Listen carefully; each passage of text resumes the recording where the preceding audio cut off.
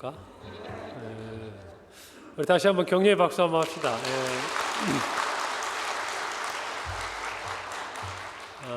처음에 이렇게 딱 첫음이 딱 나오는데 깜짝 놀랐어요. 제가 마음속에 생각을 했어요. 언젠가 한번 다시 시켜야겠구나. 기다리고 계세요. 네. 정말 제가 좋아서 그래요. 이렇게 찬양을 듣는데 저 찬양을 좋아하거든요.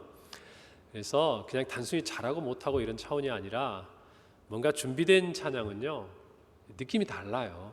이렇게 들었을 때 성도들에게 주는 영적인 영향력이 있어요. 그러니까 그거를 알기 시작하면 아무리 유명한 성악가가 오고 가수가 와서 찬양해도 미숙한 찬양이 가지고 있는 그 어떤 영적인 에너지를 느끼는 그런 부분들이 있어요. 제가 보면. 그러니까 저는 우리 교회가 그런 교회가 되기를 바랍니다. 그러니까 찬양 한 곡을 불러도 정말 마음을 다하고 그 안에 하나님을 사랑하는 마음, 찬양하는 마음을 담으면요 달라요. 다릅니다. 정말 달라요. 근데 그거는 많이 들어봐야 알아요. 그런 찬양을 많이 접해보고 그 찬양 한가운데 서서 내가 찬양을 해보고 그 찬양의 영광스러운 기름 부음 앞에서 내가 있어야 아는 거예요.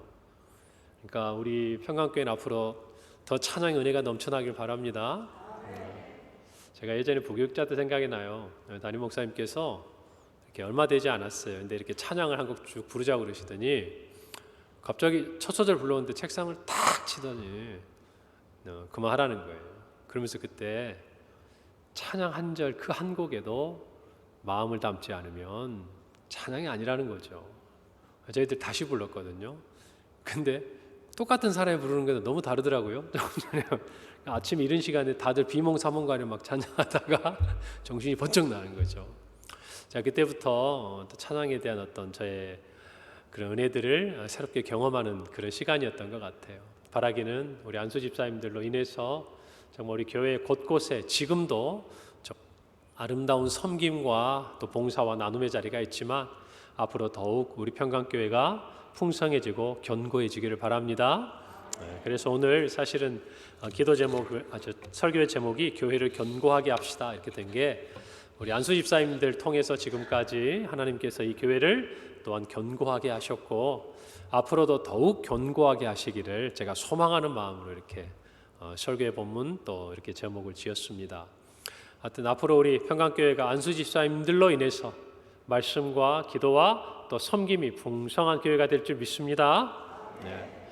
오늘 우리 15장 말씀은 이제 오전에 우리가 구원은 은혜로 받는다고 분명하게 확인했기 때문에 이제는 다른 얘기 하는 거 없는 거예요. 대답 드릴게 시원찮으세요. 이제는 여기에 다른 거 아무것도 없는 거예요. 우리 교회는 그 분명한 신앙의 고백을 하십시다.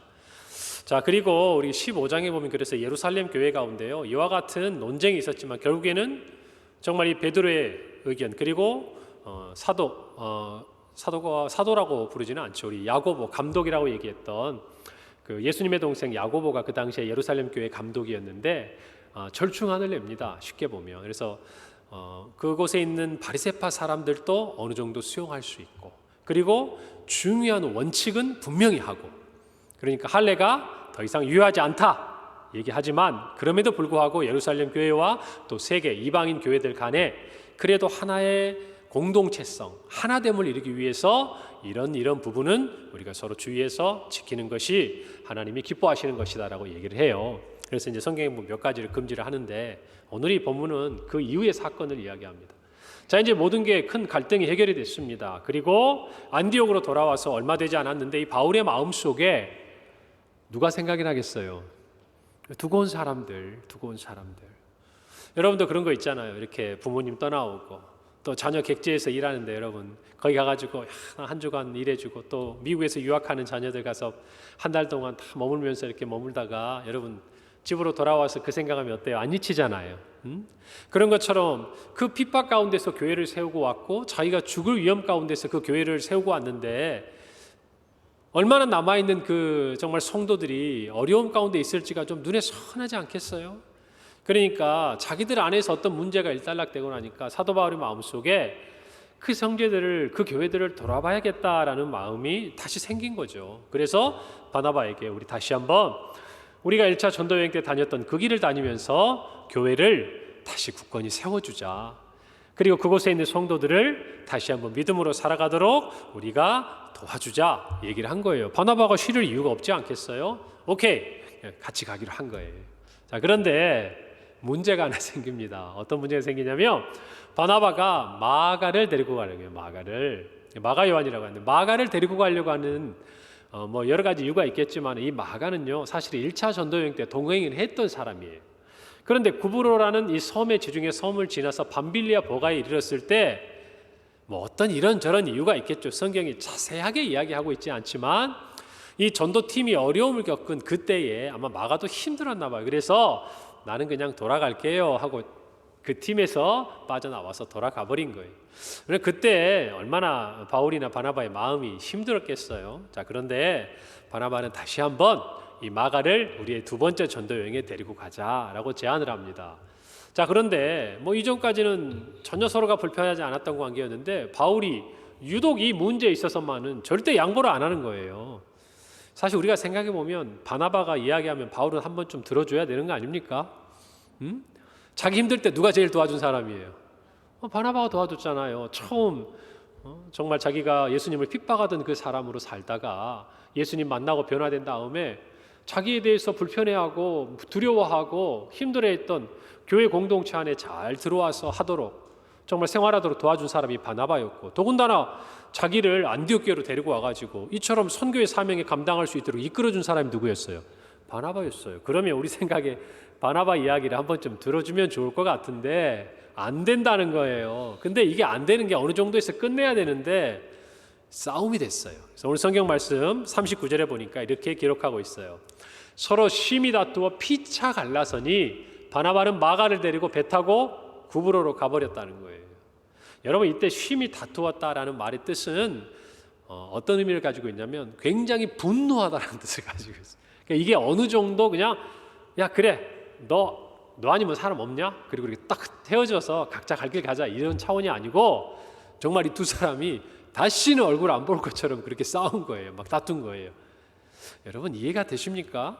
그러니까 저는 이해가 안 되는 부분이 좀 몇 가지가 있어요. 저는 항상 좀 성경 읽다가 항상 제 입장에서 이해가 안 되는 부분들을 생각하거든요. 아니 이 두 사람이 어떤 관계입니까? 우리로 말하면 뭐랄까 뭐 지금 터키 튀르키예라고 그러는데 튀르키예하고 우리하고 형제 나라라고 막 그러잖아요.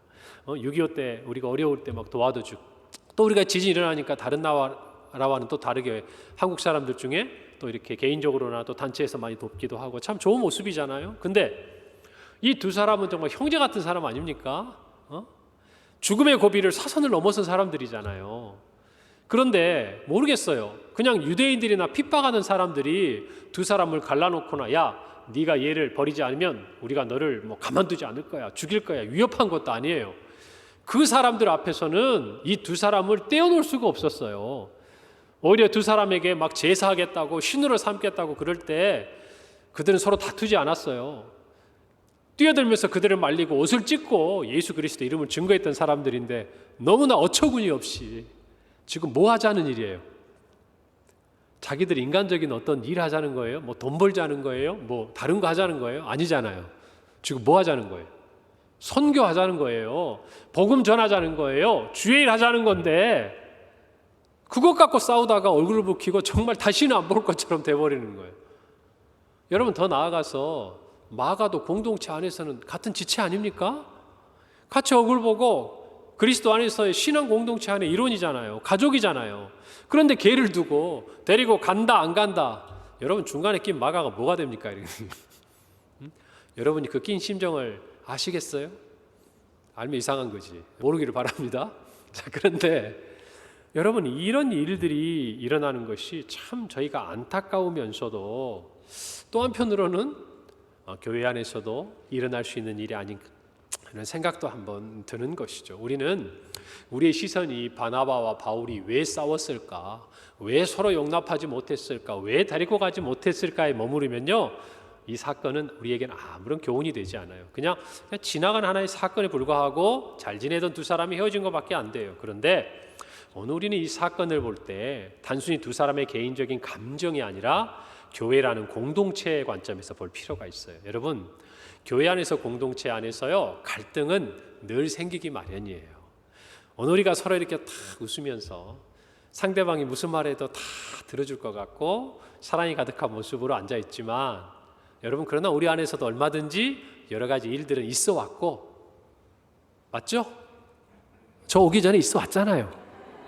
그 다음에 지금도 있고, 그죠? 끄덕끄덕 하신 분도 있네. 앞으로도 있을 거예요. 맞아요. 아멘은 아닌데 어쨌든 있긴 있을 거야. 근데 자, 저와 같은 마음으로 아멘 한 줄 알아요. 그래요. 저도 아멘입니다.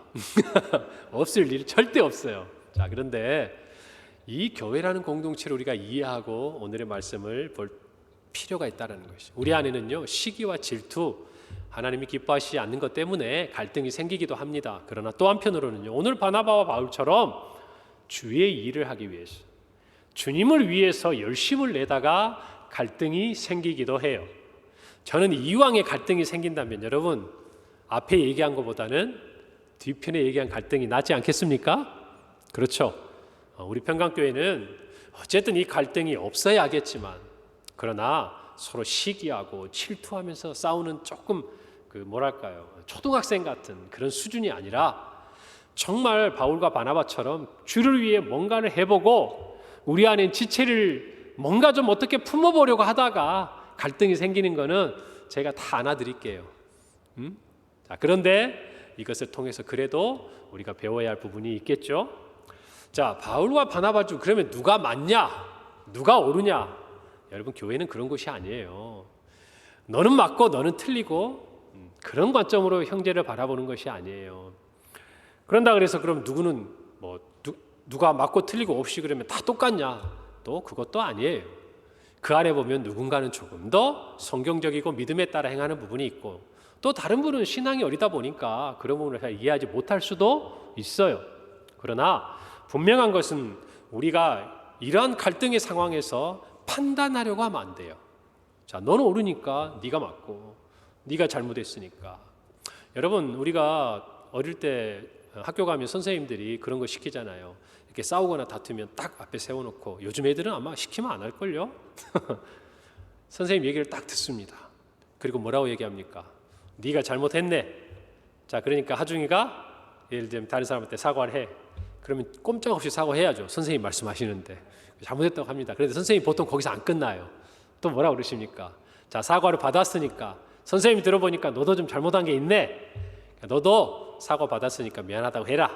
자, 그리고 손잡고 툭툭 하고 보내면 그냥 또 웃고 지냈던 것이 제 어릴 때 기억이 있어요. 여러분, 교회는 그런 것 같아요. 우리가 서로 간에 조금 상처 줄 수 있고 받을 수 있어요. 그러나 그 과정 속에서 그런다고 그래서 우리가 뭔가 막 이것 때문에 진짜 힘들어져서 신앙까지 흔들리는 그런 단계가 돼서는 안 되는 것이죠. 저와 여러분 모두가 신앙에서 성숙하기를 바랍니다. 그런데 이 두 사람을 우리가 옳고 그르냐가 아니라 이해하는 관점에서 보면 좋겠어요. 여러분, 여기 있는 바울과 바나바는요, 너무너무 기질도 다르고 성향도 다르고 성격도 달라요. 여러분, 이미 성경을 우리 오후 예배 나오는 분들 정도는 뭐 많이 아시니까 바울 한 성깔 하잖아요. 그죠? 한 성격 합니다. 그 다음에 바나바를 보면 정말 참 우리가 본받고 싶은 인격이 훌륭한 부분도 있는데 그도 사람이네요. 오늘 성경 보니까. 이제까지 잘 참다가 또 그렇게까지 싸울 거는 뭡니까? 그죠? 자, 그런데 우리는 이 일을 통해서 개인의 관점이 아니라 이 두 사람의 갈등을 이해하고 이걸 통해서 하나님이 어떻게 교회 안에 일하시는가를 좀 생각해 봐야 돼요. 여러분, 첫 번째로 서로의 다름을 인정할 때 교회는 더욱 견고해진다는 사실을 기억하기 바랍니다. 서로의 무엇을 인정할 때? 다름을. 이거는요, 인간과의 관계에서는 거의 똑같아요. 교회 안에서도, 가정 안에서도, 또 우리 직장에서도 똑같이 있는 것 같아요. 다름이 여러분 조화를 이루면요, 굉장히 멋진 하모니가 됩니다. 팀워크가 돼요. 다른 사람들끼리 서로가 조화가 이루어지면요, 굉장히 정말 멋지고 아름답게 어떤 일들을 할 수가 있습니다. 그런데 그 다름이 서로 부딪히게 되니까 뭐가 생기는 거예요? 갈등이 생기고 다툼이 생기고 하는 거예요. 그러니까 우리가 서로 다른 게 전혀 문제가 되지 않아요. 우리는 당연히 달라야 하고 또 다른 사람들이에요. 그런데 그 다름이 우리 교회 안에서 어떻게 녹아나도록 하느냐, 그게 건강한 교회냐 아니면 건강하지 못한 교회냐를 가늠해요. 가정도 마찬가지. 우리 다 달라요. 부모 세대와 자녀 세대 다릅니다. 예전에는 아내와 남편이 다퉜다고 그런다면 요즘에는 부모 세대와 자녀들이 많이 힘들어요. 너무 달라요, 달라도. 여러분, 그런 그 다름을 인정하면요, 이 가정 안에 아름다운 조화가 이루어져요. 여러분, 이 말을 여러분이 잘 기억하기를 바랍니다. 제가 생각해 보니까 이래요. 자기 성격대로 하는 거예요. 바나바는 그런 마음이 있으니까 바울도 감싸줬던 거예요. 남들이 다 손가락질하고 남들이 다 피했어도 바나바는 바울에게 손을 내밀어 줬던 사람이에요. 그러니까 그 사람이 이제는 누구에게 손을 내미는 겁니까?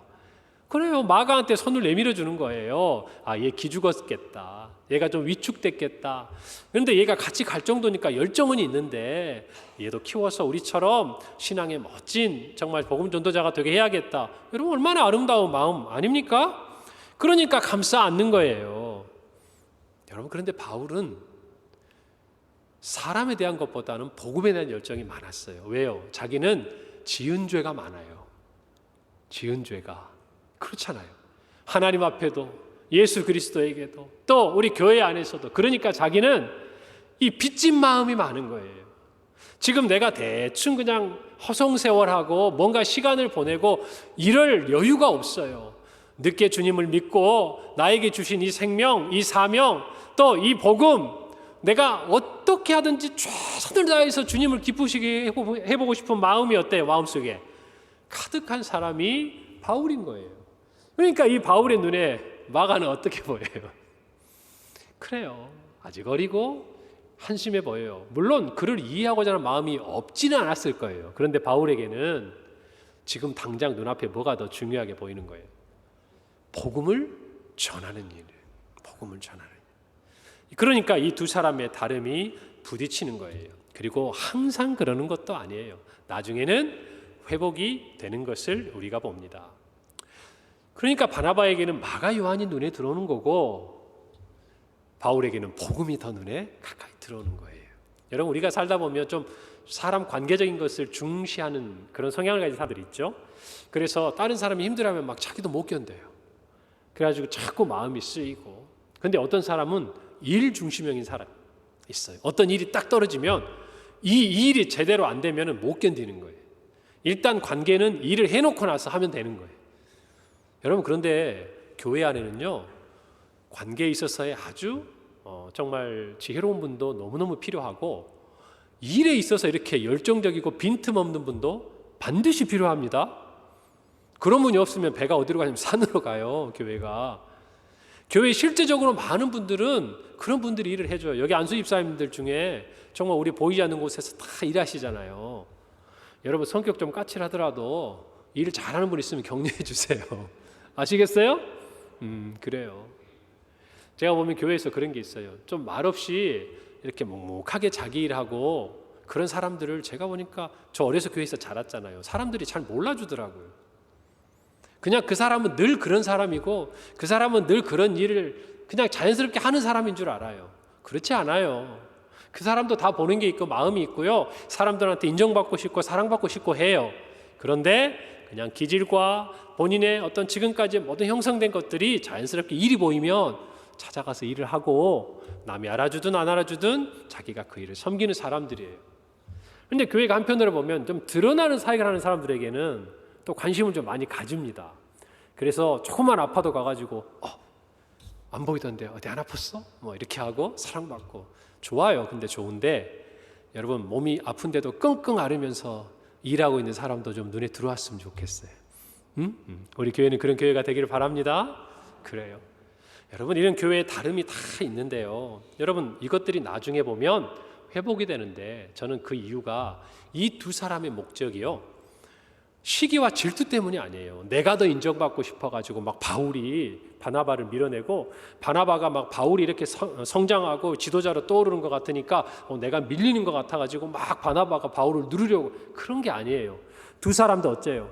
어떻게 하든지 주를 기쁘시게 하기 위해 주의 일에 열심을 내다 보니까 그들이 다퉜습니다. 그런데 결과를 한번 보실래요?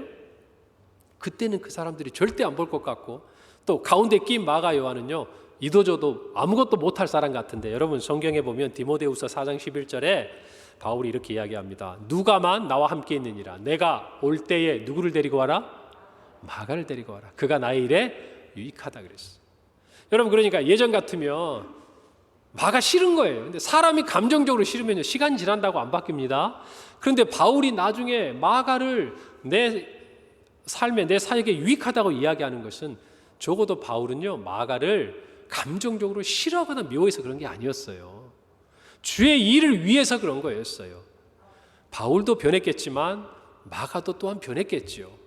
주를 위해 열심히 하다 보면 우리 안에 때로는 어려움과 갈등이 생길 수 있지만 여러분, 이것은 그렇게 큰 문제가 안 돼요. 왜 그러냐면 하나님께서 그것들을 아시기 때문에 그래요. 아시겠어요?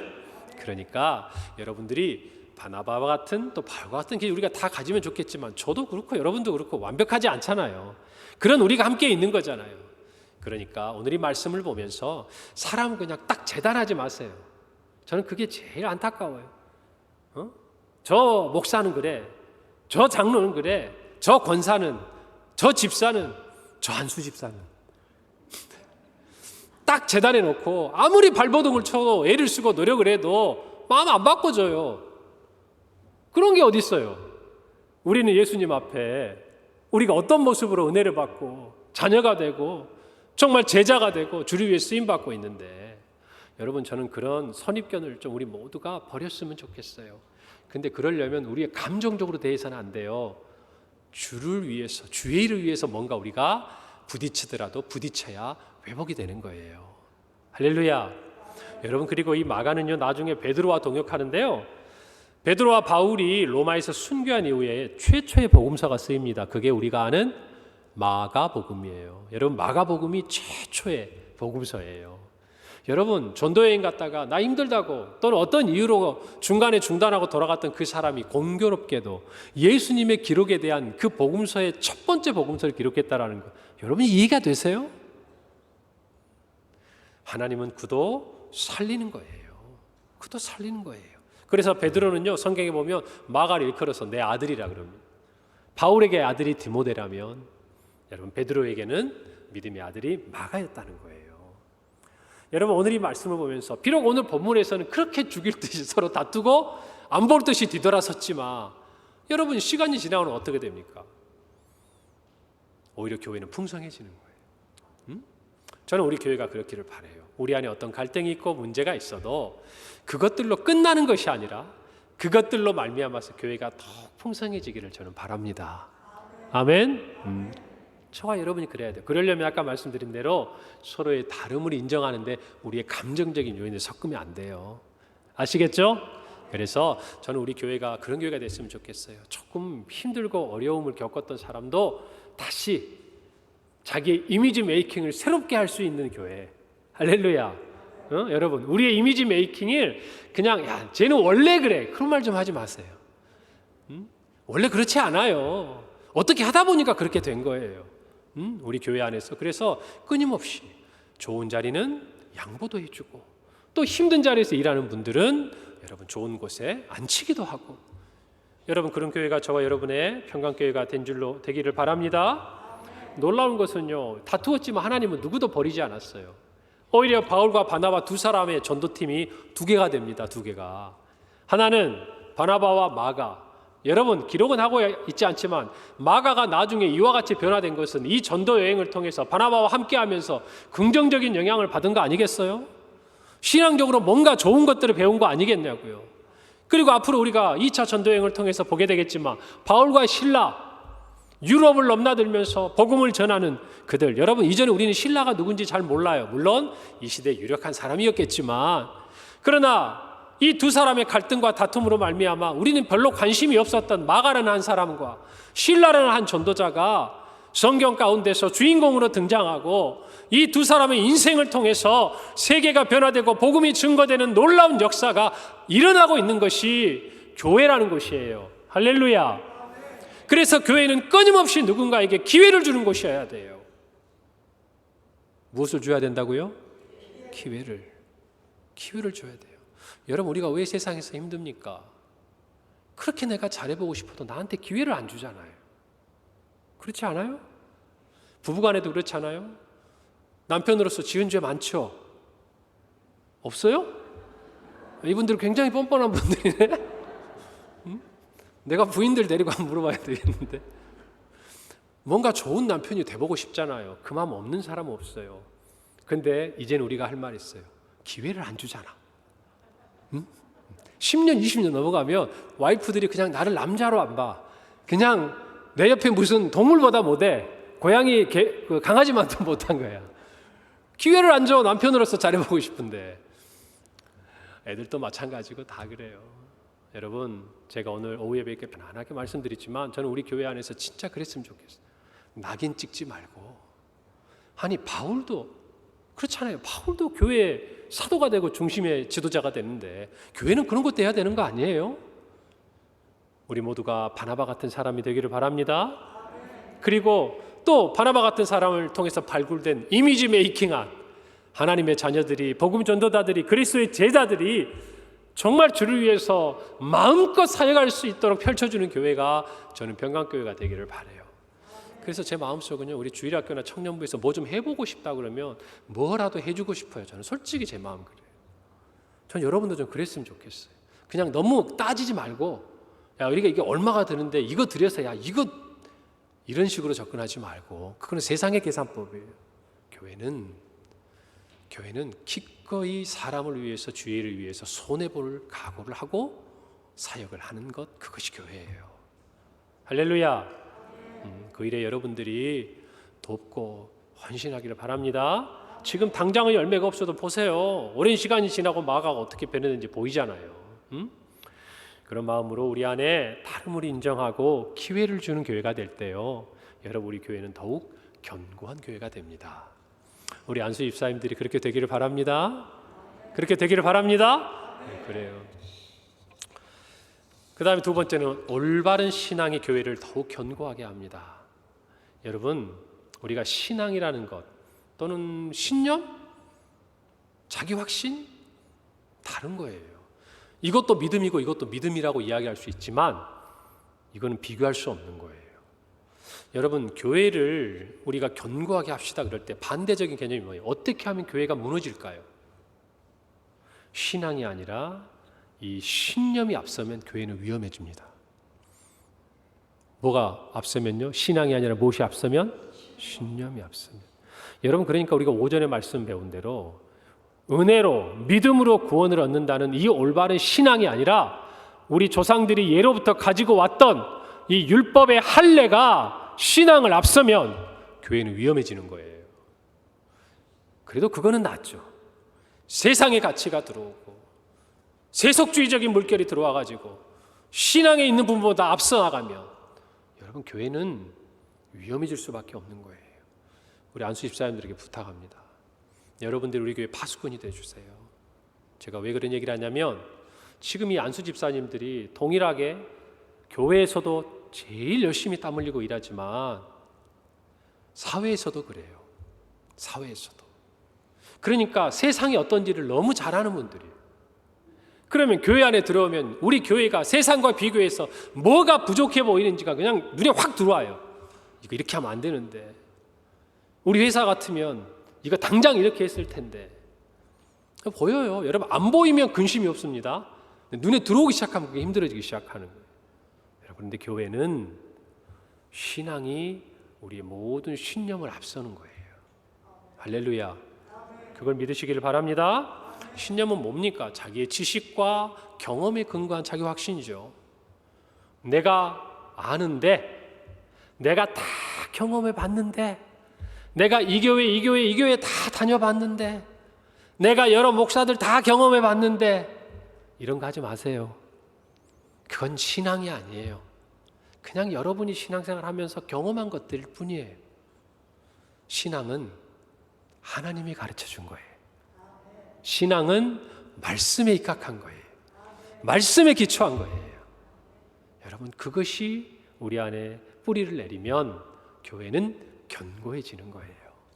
그러니까 저는 원하는 게 안수 집사님들이 세상적인 지식, 세상적인 변화, 세상에 앞서가는 이런 거 필요합니다. 그리고 저도 관심 많고 많이 들어요. 저 이전에 그 어디보다 그런 것에 관심 있고 앞서 있었던 4차 산업혁명도 저는 방송 나오기 전에 이미 다 세미나 다 들었던 사람이에요. 여러분들 결국은 뭔지 아세요? 그것이 교회를 변화시키거나 사람을 변화시키지 못해요. 진짜 사람을 변화시키고 살리는 것은 신앙이에요. 말씀이에요. 복음이에요. 이게 견고하면 우리가 알고 있는 세상의 신념이 신앙의 정말 그 뿌리 아래서 그 신앙이 그 신념의 옷을 입고 세상을 향해서 마음껏 펼쳐나가고 증거하게 돼요. 그런데 아무리 옷이 좋으면 뭐합니까? 몸이 안 받쳐주는데 안 되잖아요. 우리가 200만 원, 300만 원짜리 옷을 입으면 뭐예요? 몸매가 안 받쳐주면 안 되잖아요. 몸매가. 우리가 그게 고민 아니에요. 그게. 마찬가지예요. 신앙이 뿌리가 있어야 우리가 가지고 있는 신념이 멋지게 쓰임받는 거예요. 할렐루야. 이 우선순위를 절대 바꾸면 안 돼요. 안수 집사님들 잘 아시겠어요? 헌신 예배는 원래 이런 거예요. 헌신 예배는. 왜 목사님 자꾸 우리 보고 뭐라 그러지? 그게 아니에요. 지금 제가 여기 보면서 이쪽 들으라고 얘기하고 있는 게 이쪽 들으라고. 남편들이 그렇게 잘 서도록 여러분이 도와주셔야 돼요. 예? 돈 못 벌어온다고 바가지 긁지 말고 당신 믿음 좋아서 우리가 이렇게 행복하다고 얘기해 줄 줄 아는 사람이 있어야 힘을 내는 거예요. 가정도 교회도 다 마찬가지. 그래서 우리가 이 신념이 아니라 올바른 신앙 안에서 견고해지는 교회가 되고 안수입사가 되기를 바랍니다. 그리고 우리가 한 가지 아는 사건이 있습니다. 누가복음 5장에 보면요, 예수님께서 시몬 베드로에게 깊은 데서 가서 그물을 내리라고 그럽니다. 5절 말씀 한번 읽어볼까요? 시작. 시몬이 대답하여 이르되 선생님, 우리들이 밤이 새도록 수고하였으되 잡은 것이 없지만은 말씀에 의지하여 내가 그물을 내리리이다. 여러분, 어부입니다. 베드로는. 예수님은 뭐 그물 짓고 모르는 분이에요. 샌님이에요. 쉽게 얘기하면. 그런데 밤새도록 자기의 지식과 경험에 근거해서 물고기를 잡았습니다. 잡았어요? 못 잡았어요? 그런데 못 잡았어요. 그래서 정리하려고 하는 판에 예수님이라는 분이 나타나가지고 말도 안 되는 얘기를 하는 거예요. 깊은 데 가서 내리라는 거예요. 여러분, 그런데 베드로의 이 고백이 중요한 거예요. 무엇에 의지하여? 말씀에 의지하여. 이게 신앙이에요. 여러분, 신앙은 그때 나타나는 거예요. 언제 나타나냐면요, 내 지식과 경험이 다 소용없게 되는 그 타이밍에 나타나는 거예요. 하나님이요, 처음부터 그냥 우리가 그런 거 경험하지 않고 일사천리로 착착착착 그렇게 인생이 이끌어가지 않아요. 다 우리의 한계, 우리의 부족함, 내가 가지고 있는 것에 정말 그 역부족한 그 상황을 경험하게 돼요. 그런데 신앙은 그때 빛을 발하는 거예요. 할렐루야. 그래서 우리 모두가 교회를 견고히 세워감에 있어서 이와 같은 신앙이 뿌리내리는 우리 평강교회가 되기를 바랍니다. 그리고 그 일에 우리 안수 입사님들이 귀하게 지금까지 섬겨주셨던 것처럼 앞으로도 섬겨주시기를 바랍니다. 그래서 우리 안수 입사님들이 섬기는 교육부서, 또 우리 봉사, 주차, 여러 부서 사역마다 가만히 있어도 제기에 들려오는 얘기는 다 있어요. 이런저런 얘기들, 더 잘해보려다가 생기는 여러 가지 일들, 여러분, 그게 우리가 살아있다는 증거예요. 뭔가 해보려고 한다는 증거예요. 진짜 무서운 거는 아무 소리도 안 들리는 거예요. 진짜 아무 소리도 안 들리는 거예요. 여러분, 우리 교회가 주를 위한 그 열심을 가지고 무엇인가 북적북적 하기를 바랍니다. 아멘. 그러는 중에 티격태격 하는 거는 괜찮아요. 괜찮아. 그리고 우리 안에 그런 모든 것들을 도와주고 또 격려해주고 바나바처럼 위로해주고 바울처럼 섬겨줄 분들이 있잖아요. 그 마음을 가지고 우리 멋있게 평강교회 하나님 앞에 쓰임받고, 우리 안수 집사님 그렇게 쓰임받고, 우리 성도들 그렇게 쓰임받기를 바랍니다. 기도하겠습니다. 하나님, 은혜를 감사합니다. 오늘 말씀처럼 우리 평강교회가 더욱 견고하기를 바랍니다. 하나님, 주를 위한 열심이 비록 우리 안에 다툼과 갈등을 일으킨다 할지라도 성령께서는 주를 기쁘시게 하고자 하는 우리의 마음을 아시고 이 모든 것들을 통하여 더욱 풍성하게 우리 교회를 이끌어 주시리라 믿습니다. 서로의 다름을 인정하고 아버지, 우리 교회가 그리고 올바른 신앙의 기초 위에서 세워지게 하시고 우리 성도들의 가정과 일터와 학교와 모든 삶의 자리에서 그와 같은 하나님의 은혜가 풍성히 임하게 도와 주시옵소서. 감사드리고 예수님의 이름으로 기도합니다. 아멘.